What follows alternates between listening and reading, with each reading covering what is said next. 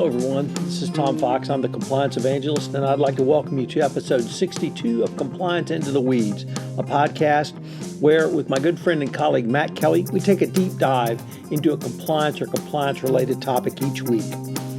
This week, we take a deep dive into the sentencing of Oliver Schmidt, a regulatory compliance professional at Volkswagen, who pled guilty to several violations around Volkswagen's emission testing scandal, most notably his lying to federal regulators about the defeat device, or rather the lack of the defeat device. We take a really different approach on this episode as we look at the philosophical underpinnings of not only the sentence, but also the conduct of Oliver Schmidt. Matt has a lot of interesting thoughts that we get into. We take a look at it from the legal angle, the philosophical angle, the compliance angle, and a variety of other angles.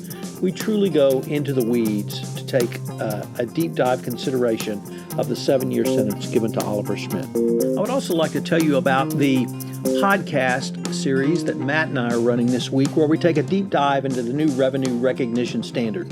We're doing a podcast each day. On Monday, we introduced the new revenue recognition standard.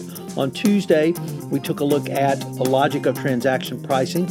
On Wednesday, we're considering how this new revenue recognition standard will shake up the software industry. On Thursday, we're taking a look at auditing ICFR and the PCAOB's comments on the new revenue recognition standard. And finally, on Friday, we wrap it all up. It's a fascinating exploration which will help you get ready for the new revenue recognition standard, which goes live December 15th, 2017. Thank you for listening to this episode of Compliance Into the Weeds. Compliance Into the Weeds is a part of the Compliance Podcast Network. Hello, everyone. This is Tom Fox, back again with my good friend and colleague Matt Kelly for another episode of Compliance Into the Weeds, where we take a deep dive into a compliance and compliance-related topic. This week, we are going to take a deep dive into the prison sentence given to Oliver Schmidt, a former Volkswagen compliance professional. Matt wrote about it in a post called "At What Cost Dishonesty" for VW Exec 7 years. And Matt, I would have to say this is one of the most strident posts I've read from you, I guess, if that's the right word. So you want to tell us about Mr. Schmidt? Thank you, Tom. You know, I suppose I take no joy in writing the post that I did about Oliver Schmidt. But I'm sure by now most compliance officers listening to this have been aware of the broad contours of the predicament Mr. Schmidt found himself in. He was the head of regulatory compliance in the United States, environmental regulatory compliance in the U.S. for Volkswagen from 2012 until 2015. And therefore, he found that he was heavily involved in that emissions cheating scandal that consumed Volkswagen in 2016. And he was indicted, I think, at the start of 2017 or perhaps last year. I don't remember exactly when he was indicted, but he was indicted for his role in this. And then he pleaded guilty to the charges earlier this year, and then a Michigan federal district court sentenced him to the maximum of 7 years in prison plus a $400,000 fine. He was sentenced to that last week.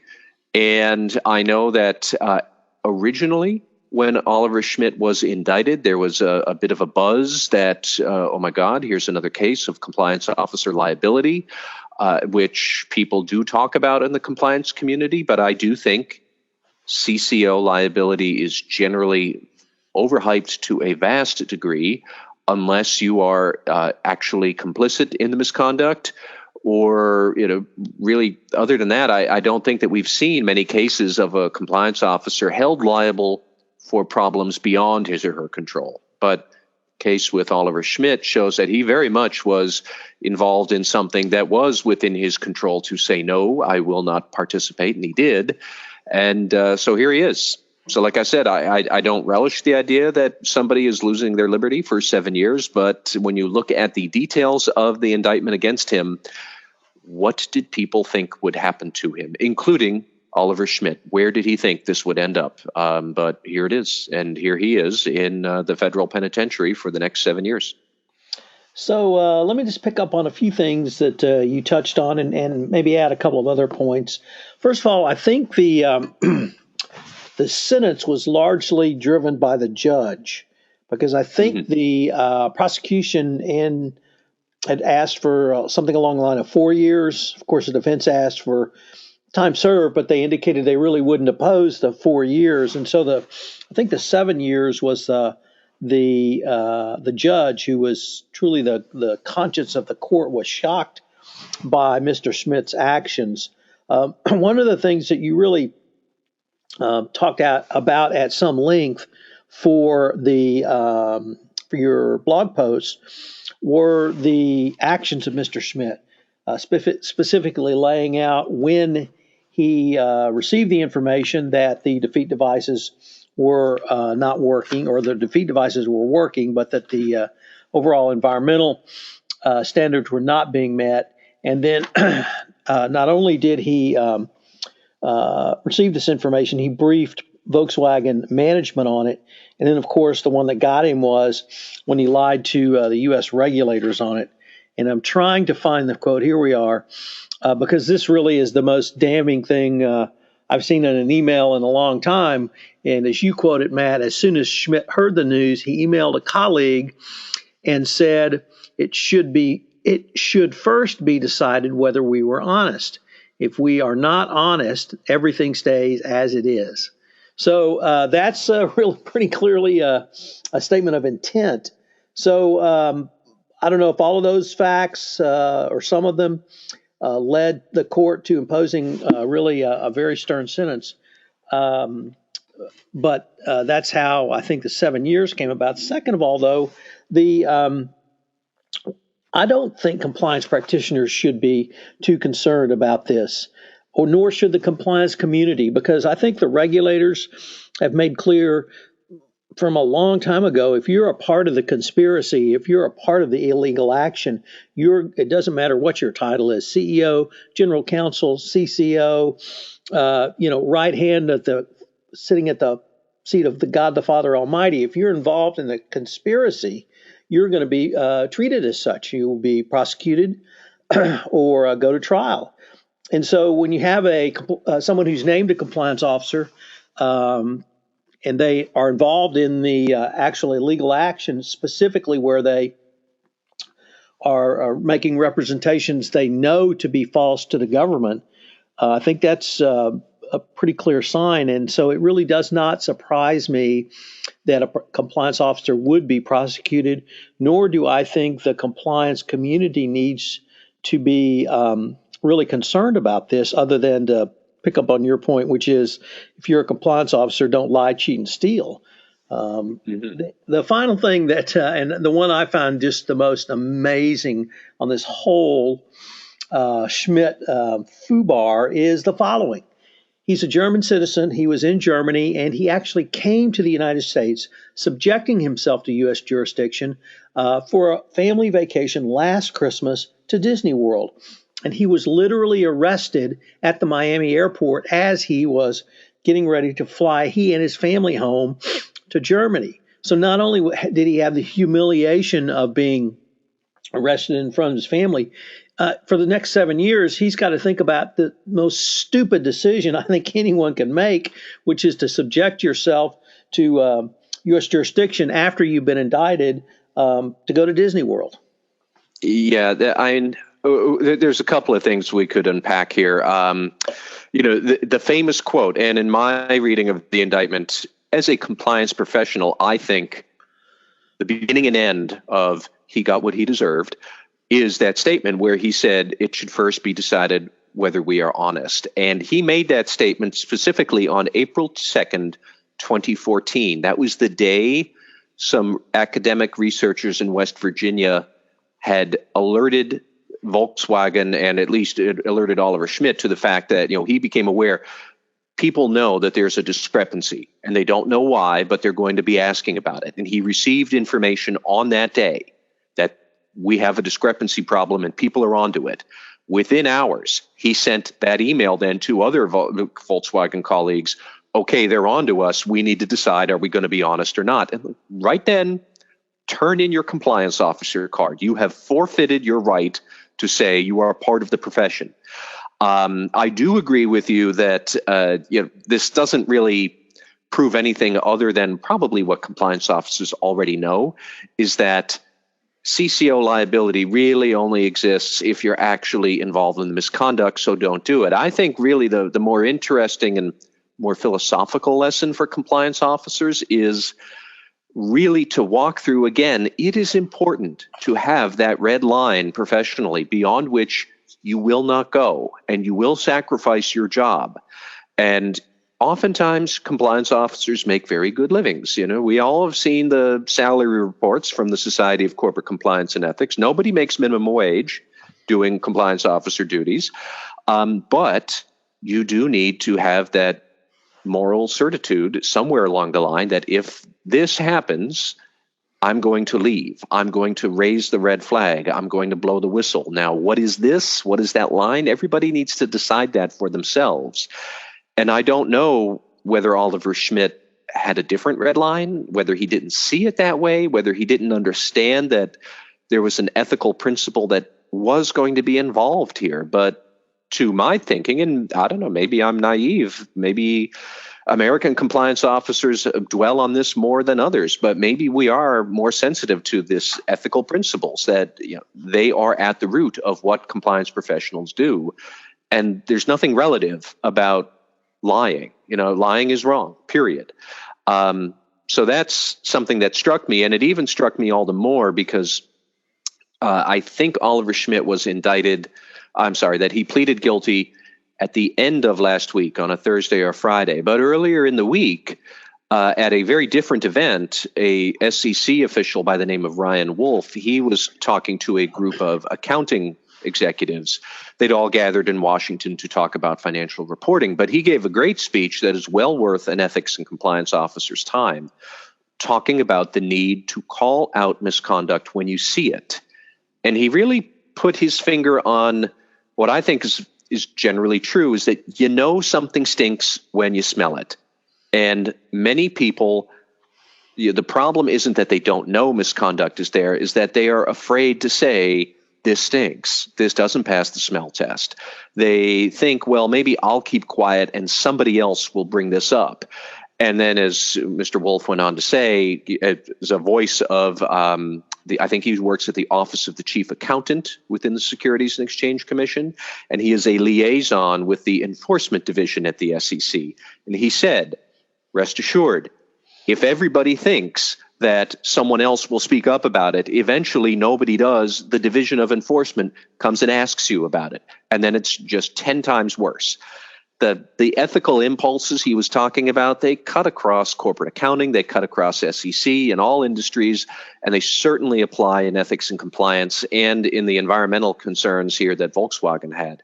Is that it was just odd that within 2 or 3 days of him saying you need to have these red lines, and we know these red lines in our souls, that when we're going to cross them, and they do matter. And I know how corny that sounds. But people do know this, and auditors, accountants, compliance officers have that heightened duty. And then within 2 or 3 days, we saw perfect proof of what happens when you ignore that, because that is what Oliver Schmidt did. And look where it got him. It got him 7 years in federal prison. It was a sobering juxtaposition of the forces at work in this career. So the Schmidt sentencing, also guilty plea and sentencing, brought up something else for me, Matt, which was along the lines of the following. It was clear to me from the facts that public facts have been released about Mr. Schmidt that he knew he was bearing false witness. If I quote another part of your blog, he was lying. He was misrepresenting facts to the government regulators. So the question I had is, what type of culture existed which allowed him not to think he was going to get away with it, but to think that's how he should act? And how does that speak to a larger culture that was, or hopefully is no longer, but certainly was at Volkswagen, he did brief senior executives. That's part of the record. So I would have to opine that there was some senior executive knowledge of this matter, at least by July, but I think much earlier, certainly when around the time Mr. Schmidt found out about it, if not well before that time. Will we see any other prosecutions against more senior Volkswagen officials? Because someone had to make it clear that not only is this what we are going to do, but this is the philosophy we'll have going forward. Lying, cheating, and stealing will be acceptable in our business.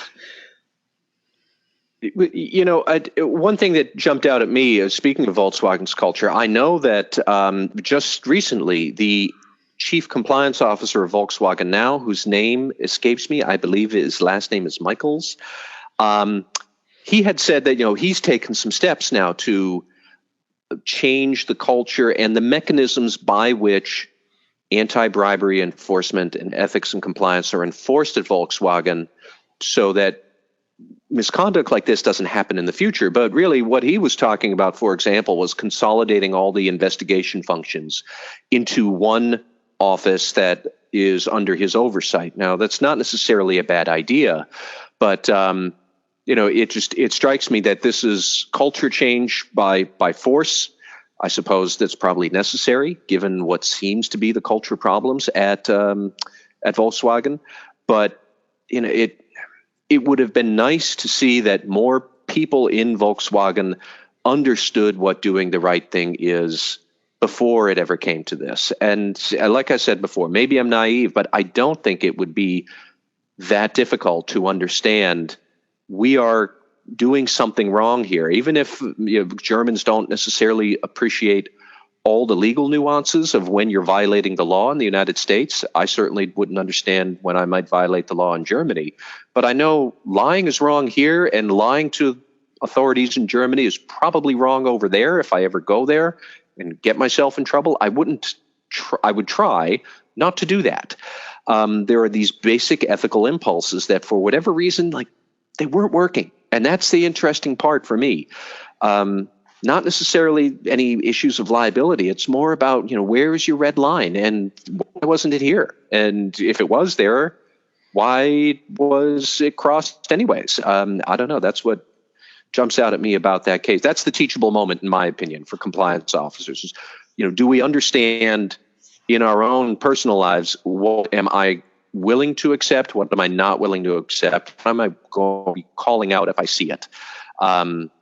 And I don't know. I don't know what else to say about it. So with regard to the compliance profession here in the United States, then, is it really a two-part inquiry? One is sort of what's in your heart, and then two is what are your corporate values? I think so. I think that, corporate values, really corporations are groups of people, and people, by and large, I think, generally have the same sets of values. Like I mentioned in my post, not lying is, that goes all the way back to the 10 Commandments, and thou shalt not bear false witness. This is not a new structure. It is not something that we say is wrong just because some legislature passed a law that says lying is wrong. The ban against lying is something that is deeply rooted in our culture, and everybody individually knows it. So therefore, what happens when we all gather as a corporation and suddenly it goes out the window and the corporation has an idea that no, lying is not necessarily wrong? I can't really fathom a circumstance where lying to the public or lying to regulators about misconduct would ever be correct. And it is a conundrum that bears further thought and exploration, probably from some theology and ethics professors who are far smarter than you and me about these issues. But like I said, this is something I'm trying to teach my toddlers right now, do not lie. And you would think that a seasoned, intelligent professional such as Oliver Schmidt and many others at Volkswagen, they already would have known this. Well, Matt, this has just been a fascinating exploration of this case. Frankly, I didn't read all of that into your post and wasn't expecting to get into this sort of philosophical dialogue that we have in this podcast. I think this is the first Into the Weeds where we've really got into any sort of philosophy-based discussion. So it's been great. I think you're right, though. We may need to explore this at some greater depth with a ethics or even a philosophy expert. I do have one other kind of dry point about federal sentencing that does occur to me with this case, and you brought it up, Tom, is that prosecutors were looking for about 4 years in prison, and the judge was the one who decided to throw the book at Oliver Schmidt. Several weeks ago, you and I had that podcast about the federal judge here in Boston who went on a tirade against corporate plea bargains and a company, Agerion Pharmaceuticals, where he was basically saying corporations can agree to whatever penalties or lack thereof they want, and prosecutors will often go with this, and they leave the judicial branch with no recourse. He was very frustrated at that, and he said that is a benefit individuals do not get to have when they are facing penalties in the federal system. Lo and behold, he was exactly right, because that is what we are seeing with this sentencing here with Oliver Schmidt. He's just an individual. The prosecutors had no particular interest in really striking any sort of a C plea agreement with him where the judge had no recourse. They just said, this is what we think, 4 years. And the judge said, nope, I'm going to give him 7. And this case proves that complaint that the previous judge in our previous podcast a few weeks ago was raising. As just it's an interesting sidelight to this whole case. It really shines a light on both the judge's comments in that case and really on the judge in this case as well. Yeah. All right. That's all I got today for Oliver Schmidt, and we'll catch up with him, I guess, in 2024 when he gets out. All right. Well, thanks, Matt. Hello, everyone. This is Tom Fox again. I'd like to thank you for listening to this episode of Compliance Into the Weeds. If you have any questions, you can email me at tfox@tfoxlaw.com. If you have any questions of Matt, you can email Matt at mkelly@radicalcompliance.com. If you have listened to this podcast on iTunes, I would greatly appreciate it if you would rate our podcast, as it will help in our rankings and help get the word out about the only weekly compliance podcast which takes a deep dive into a compliance or compliance-related topic. Thanks again for listening to this episode. I hope you'll join us next week for another episode of Compliance Into the Weeds, and I hope you'll check out our weekly series this week, the week of December 11th, on the new revenue recognition standard. Compliance Into the Weeds is a part of the Compliance Podcast Network.